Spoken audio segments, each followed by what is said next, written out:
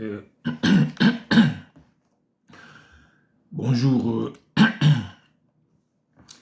bonjour chers frères et sœurs. D'après le rendez-vous que nous sommes donné, Shalom, pour que nous puissions encore une fois ce soir, ce jour, ça dépend de l'heure que vous nous suivez, partager encore une fois la parole de Dieu. Aujourd'hui, nous allons parler d'un thème de l'homme spirituel. L'homme spirituel, les conditions d'un homme spirituel.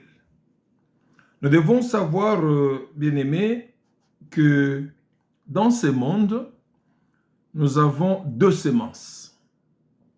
Nous avons deux semences dans ce monde qui se côtoient ensemble, vivant ensemble, même dans nos familles, même dans nos églises. Et ces deux semences sont celles de Dieu et du diable. Vous vous souvenez de la parabole de Jésus-Christ dans Matthieu 24, il dit que le royaume des cieux est semblable à un homme qui est sorti pour semer la bonne semence dans son champ.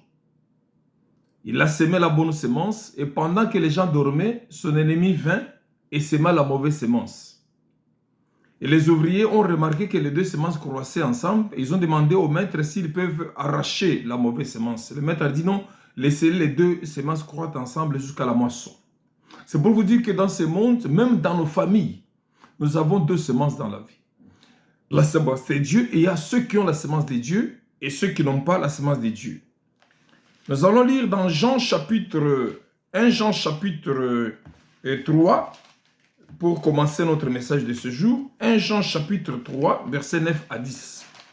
1 Jean chapitre 3 versets 9 à 10. 1 Jean, c'est après Pierre.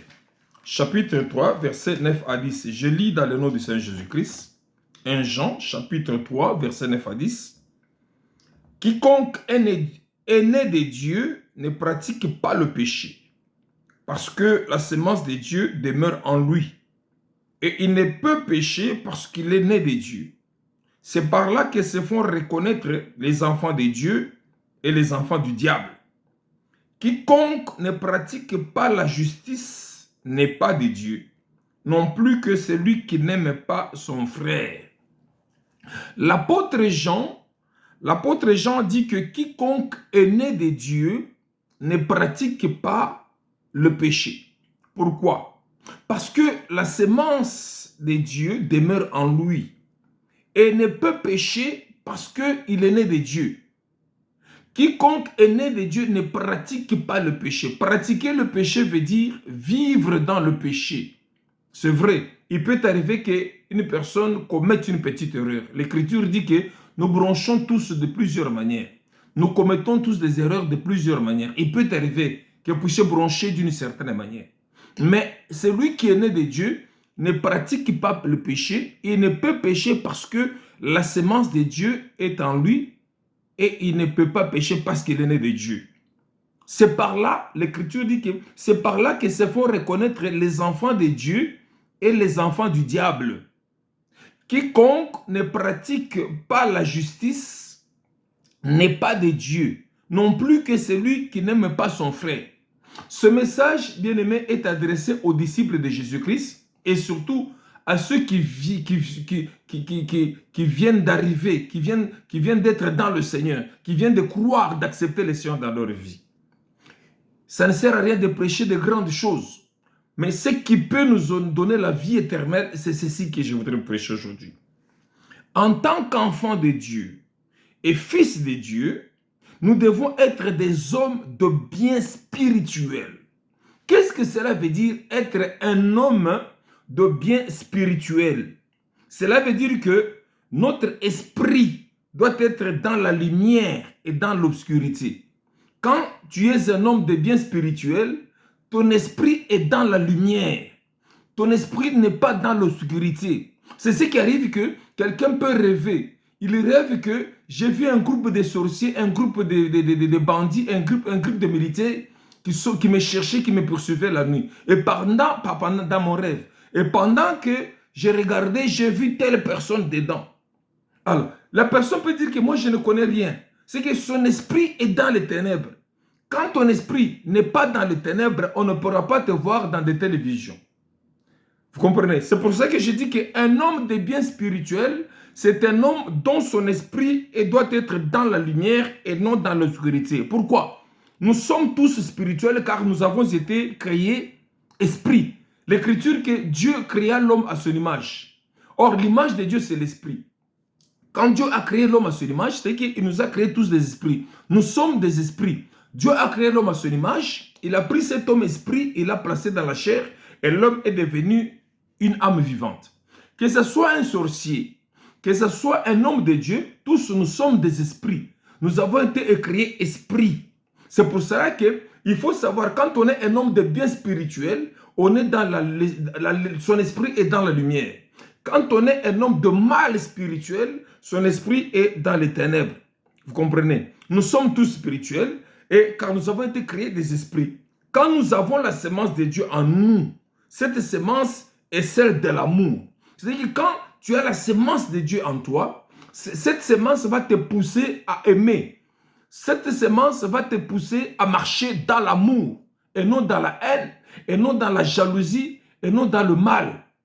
Si je continue à lire toujours dans 1 Jean chapitre 9, chapitre 3, nous avons lu le verset 9 et le verset 10. Mais maintenant, lisons le verset 11 au verset 12. Jean dit ceci, car ce qui vous a été annoncé et ce que vous avez entendu dès le commencement, c'est que nous devons nous aimer. Nous devons nous aimer. Voilà la caractéristique de la sémence de Dieu, la caractéristique d'un homme de bien spirituel qui pratique la loi de l'amour. Un homme de bien spirituel doit pratiquer la loi de l'amour. C'est-à-dire que, car ce qui vous est annoncé, ce que vous avez entendu dès le commencement, c'est que nous devons nous aimer les uns les autres. Et ne pas ressembler à Caïn qui était du malin et qui tuait son frère. Et pourquoi le tua-t-il? Parce que ses œuvres étaient mauvaises et que celles de son frère étaient justes. Vous voyez la différence? Les œuvres de son frère étaient mauvaises et celles de son frère étaient justes. Vous voyez? Ce qui vous a été annoncé dès le commencement et ce que vous avez entendu dès le commencement, c'est que nous devons nous aimer les uns les autres. C'est ça l'évangile. L'évangile nous pousse à aimer. L'évangile nous enseigne à aimer parce que celui qui est né de Dieu doit porter en lui la sémence de Dieu et cette sémence de Dieu, c'est l'amour. L'Écriture dit que nous ne devons pas ressembler à Caïn parce que Caïn était du malin. Caïn avait la sémence du malin et il tuait son frère. Et pourquoi le tua-t-il? Parce que ses œuvres, les œuvres de Caïn étaient mauvaises et que celles de son frère étaient justes. Quand quelqu'un est un homme de bien spirituel, il doit pratiquer la loi de l'amour et ses œuvres doivent être des œuvres justes. L'homme de mal spirituel a une mauvaise sémence en lui qui fait que ses œuvres soient mauvaises. C'est que vouloir toujours faire du mal aux autres. Il y a des gens, ils planifient de faire le mal. Ils raisonnent comment faire le mal. Ils calculent comment faire le mal. Ils ne respirent que faire le mal. Je dois lui faire du mal. C'est ça la sémence d'un homme de mal spirituel. Des gens qui ne cherchent que des vengeances. Si tel m'a fait ça, moi je vais lui faire au double. Même nous les chrétiens, nous qui avons reçu le Seigneur, nous qui sommes devenus des enfants de Dieu, des fils de Dieu, nous devons être des hommes de bien spirituels qui pratiquent la loi de l'amour. Quelle dit cette loi de l'amour? Même si ton frère t'a fait du mal et qu'il revient 7 fois dans la journée pour te demander pardon, tu vas le pardonner.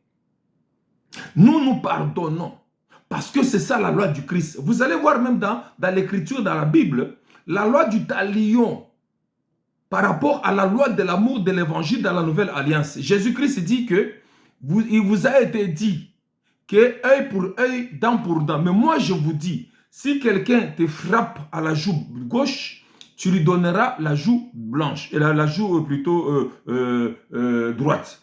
C'est-à-dire que nous devons pardonner. Un homme de bien spirituel, il a le pardon en lui. Parce que c'est comme ça qu'il est fait.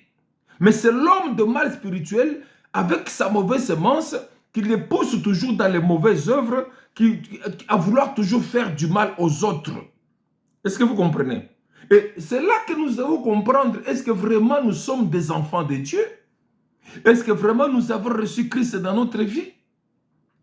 Dans la même famille, vous allez voir un groupe de gens qui se réunissent pour faire du mal aux autres, pour faire du mal aux membres de leur famille.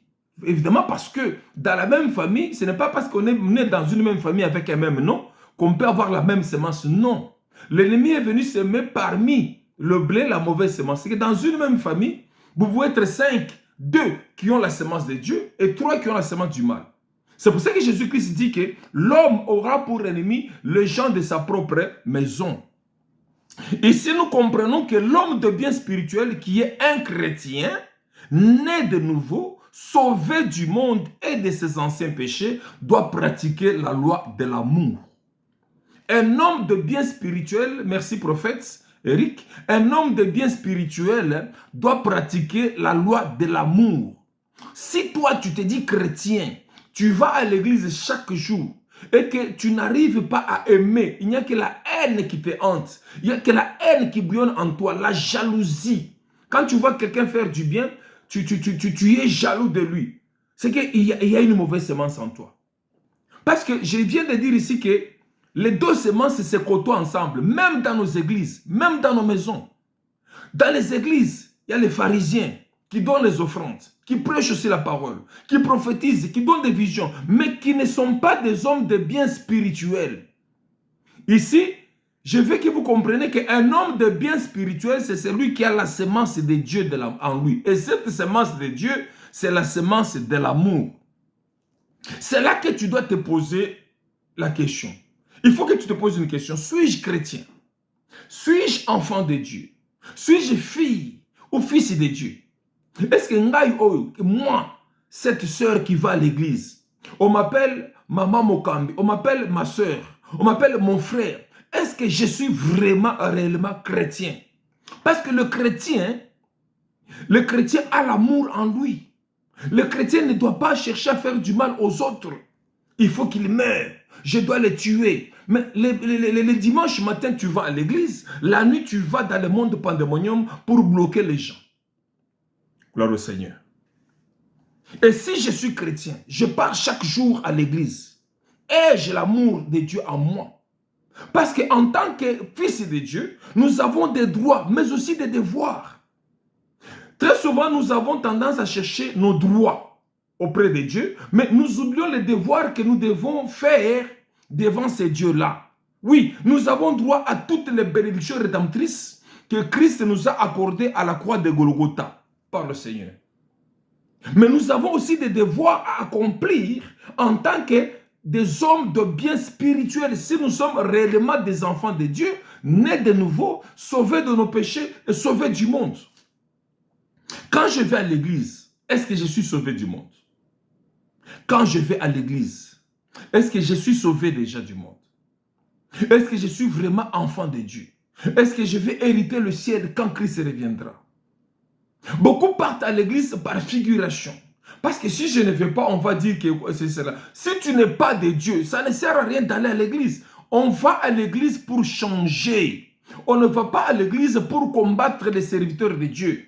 On ne va pas à l'église pour combattre d'autres frères. Des pasteurs qui combattent d'autres pasteurs. Des pasteurs qui cherchent même à empoisonner d'autres pasteurs, qui tuent même. Il y a des gens qui ont cette charge sur leur conscience. Mais tu vas à l'église le dimanche. Le dimanche, tu vas à l'église. Tu prêches, tu chantes. Mais tu ne fais que raisonner le mal contre les autres. Pourquoi? Parce que la semence qui est en toi n'est pas la semence de Dieu. Nous avons 3 groupes de choses comme devoir à observer dans la pratique de la loi de l'amour en tant qu'homme de bien spirituel. Et je vais insister sur ça. 3 choses. Dans les 3 choses, nous avons 3 groupes plutôt, nous avons 3 choses à croire quand nous venons à Christ.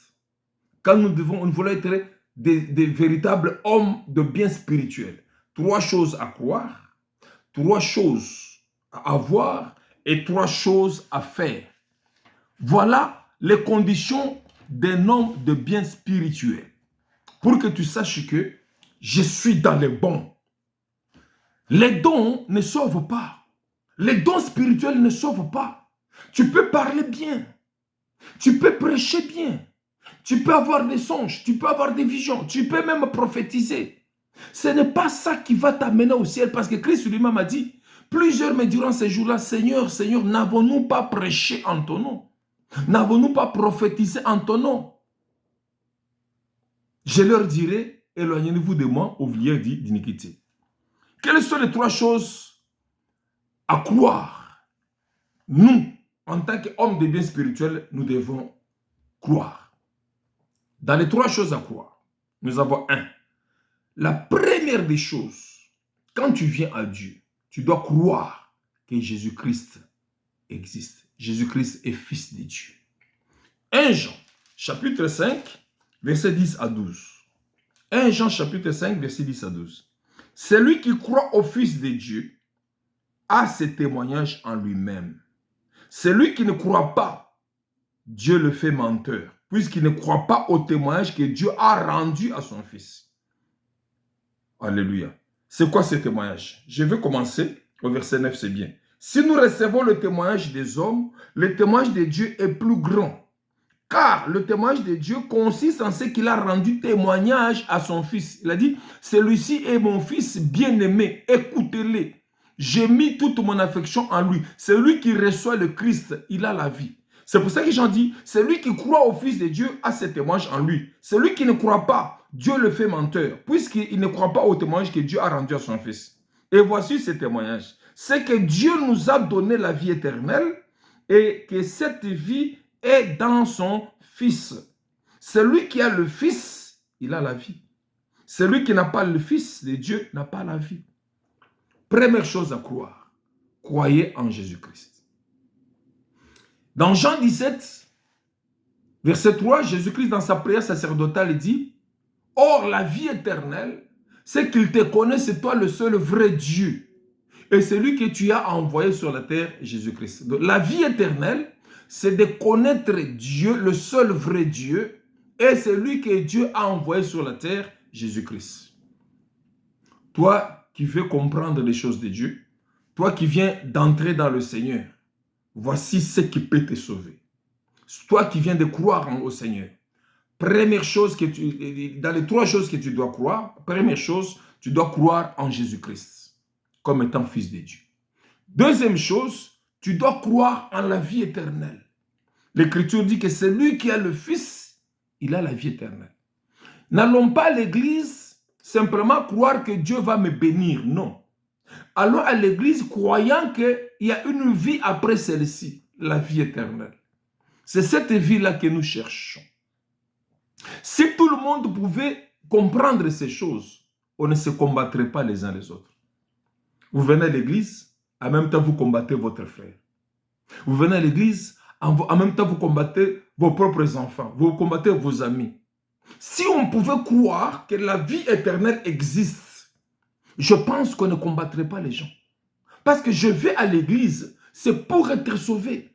C'est pour la vie éternelle. J'écoute la parole de Dieu qui peut me sauver.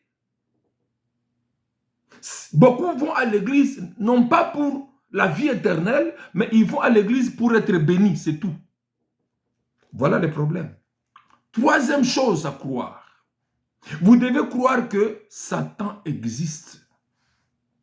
Satan existe. Il y a beaucoup d'églises, il y a beaucoup de gens, des ministères même, qui cherchent à faire croire aux gens que Satan n'existe pas. Oh, vous croyez aux sorciers. On ne croit pas aux sorciers, mais nous savons qu'ils existent. Nous croyons en Christ. Nous croyons aussi qu'ils existent. Même lui-même, Satan, dans Jacques chapitre 2, verset 19, l'Écriture dit que tu crois que Dieu existe, tu fais bien. Satan aussi le croit et il tremble. Mais qu'on ne vous fasse pas croire que Satan n'existe pas. Satan existe. Bien, mais je vais vous dire une chose. La ruse du diable aujourd'hui, c'est de faire croire aux gens qu'ils sont chrétiens alors qu'ils ne le sont pas. Le diable aujourd'hui fait croire aux gens qui sont chrétiens. Vous regardez quelqu'un avec ses fétiches, avec sa sorcellerie, avec sa jalousie, avec sa haine, avec sa mauvaise sémence, Satan lui fait croire qu'il est chrétien malgré ça, alors qu'il ne l'est pas. C'est la plus grande ruse du diable. Il fait croire aux gens qui sont chrétiens alors qu'ils ne le sont pas. La ruse est plus grande qu'autrefois où l'on devait sceller sa vie par son témoignage. Parce qu'autrefois, quand quelqu'un devenait chrétien, vous voyez vraiment que ça change. Même son langage change. Même son accoutrement change. Même sa façon de marcher change. Il y a un frère qui disait qu'à Kinshasa, lorsque le réveil était entré, vous voyez que, comme, vous savez, les lingala de Kinshasa, c'est les lingala de la rue pratiquement. Les Indoubi. Ouais, le jargon. Mais quand quelqu'un croit, c'est ce que j'ai remarqué maintenant à l'Est même, c'est que même à Lumbashi, où le Swahili n'était pas vraiment très propre, le Swahili commence à devenir propre à cause de la croyance que nous avons. À l'époque, les lingala changeaient. C'était été, pour que quelqu'un parle. Omoni été. C'était pour que le langage change. C'est pour cela que les premiers chrétiens, on a commencé à les appeler chrétiens. Pourquoi? Parce qu'ils ont vu dans leur façon de faire, leur accoutrement, leur langage, leur comportement, leur démarche, c'était comme Christ. C'est pour ça qu'on a commencé à les appeler chrétiens. On vous appelle chrétien pour dire qu'on vous ressemble à Christ. Vous ressemblez à Christ, vous êtes comme Christ. C'est ça qu'on appelle chrétien. Mais pourquoi m'appeler, on pourrait m'appeler moi chrétien alors que je ne le suis pas? Pourquoi appeler chrétien alors qu'il ne l'est pas? C'est ça la plus grande ruse du diable. Il fait croire aux gens qui sont des chrétiens alors qu'ils ne sont pas. Parce qu'à l'époque, c'était que la vie devait être scellée par un témoignage. C'est pour ça que le diable a dressé tous les pièges subtils qu'il peut. Un séducteur. Un séducteur. Il vous fait croire que comme vous parlez la langue, comme vous êtes hypocrite, si vous ne parlez pas à l'église, vous êtes chrétien. Ce n'est pas la piété extérieure, ça vient de l'intérieur. C'est pour ça que vous allez voir quelqu'un, c'est comme s'il portait la peau de brebis, comme on dit que pour savoir que cette personne n'est pas une brebis, c'est un léopard. Il faut lui faire quelque chose. Donne-lui un coup. Il ne va pas crier comme une brebis, mais il va crier comme un léopard. Quelqu'un qui va à l'église, mais il tient coûte qu'à coûte à faire tuer quelqu'un. Il prend ses habits, il amène ça dans le monde de pandémonium, dans le monde des ténèbres, la nuit. Ils font des invocations, il prend sa photo, ils font des invocations. Mais le dimanche matin, il va à l'église. C'est malheureux tout ça. Les conditions d'un homme de bien spirituel, c'est-à-dire qu'un homme de bien spirituel doit pratiquer la loi de l'amour. Quand quelqu'un n'a pas l'amour de Dieu en lui, il n'a pas la semence de Dieu. Il n'est pas de Dieu. C'est la vérité que je vous dis. Deuxième chose, 3 choses à avoir. Quelles sont les 3 choses que nous devons avoir en tant qu'homme de bien spirituel? Je suis en train de vous parler des messages beaucoup plus pratiques, simples, à ceux qui viennent au Seigneur et qui ont besoin d'être sauvés. C'est plus simple. Je ne parle pas du tabernacle. Je ne parle pas de la révélation, je ne sais pas des 7 sceaux. Je ne parle pas. Toutes ces choses-là, quand on n'est pas converti, quand on n'a pas la semence de l'amour en soi, ça ne sert à rien. Gloire au Seigneur. 3 choses à avoir. Quelles sont les 3 choses à avoir? Première chose, la foi. Deuxième chose, l'espérance. Et troisième chose, l'amour. Nous trouverons ça dans 1 Corinthiens chapitre 13. On ne veut pas tout lire parce que c'est très long. Je lis d'abord Romains. Romains chapitre, donc je lisons 1 Corinthiens chapitre 13. Mais je ne vais pas tout lire parce qu'on parle de la charité et à la fin, je vais lire le verset 13. Paul dit au verset 1er, « Quand je parlerai les langues des hommes et des anges, si je n'ai pas la charité, l'amour, je suis un airain qui résonne ou une cymbale qui retentit. Et quand j'aurai les dons de prophétie, la science de tous les mystères et toute la connaissance, quand j'aurai même toute la foi jusqu'à transporter des montagnes, si je n'ai pas la charité, je ne suis rien. Et quand je distribuerai tous mes biens pour la nourriture des pauvres, il y a des gens qui disent que j'aide beaucoup les gens. Tu aides beaucoup les gens avec la haine. Tu as aidé les gens, gloire au Seigneur. C'est Dieu qui va te récompenser. Parce qu'il y a des gens, il a fait quelque chose de bien à quelqu'un, il suffit qu'il y ait un petit problème. Il va commencer à crier partout. C'est moi qui lui ai trouvé du travail. C'est moi qui lui ai fait ceci. C'est moi qui lui ai fait ça. Tu as fait ça par rapport à un intérêt quelconque. Parce que l'amour de Dieu est désintéressé. L'amour de Dieu n'a pas d'intérêt. Christ est mort pour nous lorsque nous étions encore pécheurs. Qu'est-ce que nous avons donné à Christ? Nous sommes sauvés par la foi. Plutôt par la grâce, par le moyen de la foi. Et c'est un don de Dieu. Alléluia. Et c'est pour ça que l'Écriture dit que si ta main droite donne, que la gauche ne le sache pas. Et si sa main gauche donne, que la droite ne sache pas. Toi, il suffit que tu as fait quelque chose de bien, quelqu'un s'est terminé. Il faut que cette personne paye pour ça. Tu n'es pas un homme de bien spirituel. Tu es un enfant du diable. Alléluia. Au verset, l'Écriture dit, la charité est patiente, elle est pleine de bonté, la charité n'est point envieuse, ainsi de suite. Au verset 13, il dit, maintenant donc ces trois choses demeurent, la foi, l'espérance, la charité. Mais la plus grande de ces choses, c'est la charité. Nous devons posséder, avoir trois choses. La foi, l'espérance et l'amour. Parlant de l'espérance, lisons Romains chapitre 8, verset 24 à 26. L'Écriture dit, car c'est en espérance que nous sommes sauvés. Or, l'espérance qu'on voit n'est plus espérance. Ce qu'on voit, peut-on l'espérer encore? Mais si nous espérons ce que nous ne voyons pas, nous l'attendons avec persévérance. Quand on devient enfant de Dieu, un homme de bien spirituel, après, on dit trois choses que nous devons croire. Nous croyons en Jésus-Christ, nous croyons en la vie éternelle et nous croyons que Satan existe. Et entre guillemets, le péché existe. Trois choses qu'il faut avoir. Nous devons avoir la foi. Nous devons avoir l'espérance et nous devons avoir l'amour. Amen. Trois choses. Je vais revenir un peu sur la foi quand je vais parler dans la troisième chose, dans le troisième groupe. Dans le troisième groupe, nous avons trois choses à faire. Les trois choses à faire pour un homme de bien spirituel, ce qui nous est recommandé en tant qu'enfant de Dieu, en tant que chrétien, lorsque nous sommes sauvés, lorsque nous sommes purifiés de nos péchés, lorsque nous devenons enfants de Dieu. Trois choses à faire. La première des choses, la prière. Un enfant de Dieu doit avoir la prière. 1 Thessaloniciens chapitre 5 verset 17, il dit « Priez sans cesse ». Priez sans cesse. Je vais lire Colossiens chapitre 4, Colossiens chapitre 4 verset 2, nous lisons « Persévérez dans la prière, veillez-y avec action de grâce ». Un enfant de Dieu, un homme de bien spirituel doit faire la prière chaque jour. La prière pour lui doit être une respiration, doit être pour lui un dialogue. Chaque matin avant de se réveiller, il parle avec son Dieu. Chaque fois avant de faire quelque chose, il parle avec son Dieu. Avant de dormir, avant de sortir, il parle avec son Dieu.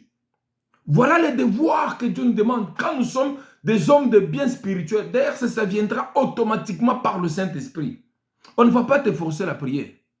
Des gens qui se disent chrétiens, mais pour prier, il faut qu'on les force. Même le dimanche pour aller à l'église. C'est un combat. Quelqu'un qui peut faire deux mois, il ne part pas, il n'a aucune église. Je ne pars pas à l'église aujourd'hui, je reste à la maison. Parce qu'il n'y va pas par conviction. Il y va pour qu'on le voie. Il n'est pas un homme de bien spirituel. Il n'est pas sauvé. Quelqu'un qui est sauvé, comme David dit, je suis dans la joie quand on me dit allons à la maison de l'Éternel. C'est parce qu'il y a le salut en lui. Mais quelqu'un qui n'est pas sauvé, il vient par hasard. Il vient pour qu'on ne dise pas, ah, si je ne vais pas, ce papa-là, ce pasteur-là va me suivre, va m'appeler. Il faut que je parte quand même qu'il me voie. Il y a des gens qui disent comme ça. Deuxième chose à faire, l'exhortation. Nous devons exhorter en toute occasion. Paul dit à Timothée ici, 1 Timothée chapitre 4 verset 13, il dit exhorte en toute occasion, bonne ou mauvaise. 1 Timothée 4 13, il dit jusqu'à ce que je vienne, applique-toi à la lecture, à l'exhortation et à l'enseignement. Dans les bus, exhorte.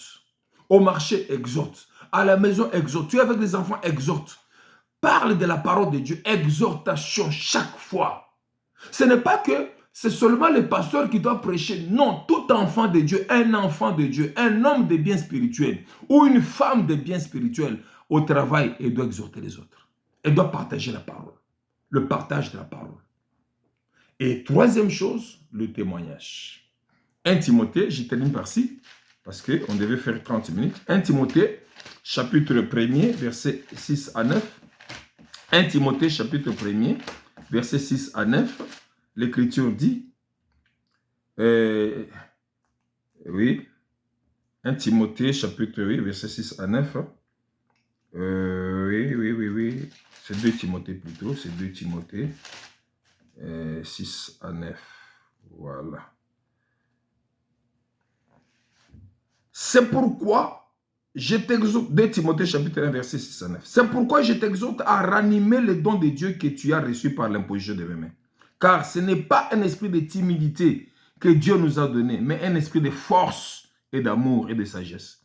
N'aie donc point honte du témoignage à rendre à notre Seigneur, ni de moi son prisonnier, mais souffre avec moi pour l'évangile par la puissance de Dieu, qui nous a sauvés et nous a adressé une sainte convocation, non à cause de nos œuvres, mais selon son propre dessein, et selon la grâce qui nous a été donnée en Jésus-Christ avant les temps éternels. Bien-aimés, la foi est le bien le plus précieux de notre salut. Quelqu'un qui a le salut, il doit manifester la foi dans sa vie. Et le témoignage est le bien le plus sacré de notre foi. La foi est le bien le plus précieux de notre salut. Et le témoignage est le bien le plus sacré de notre foi. Une foi sans témoignage n'est pas une foi.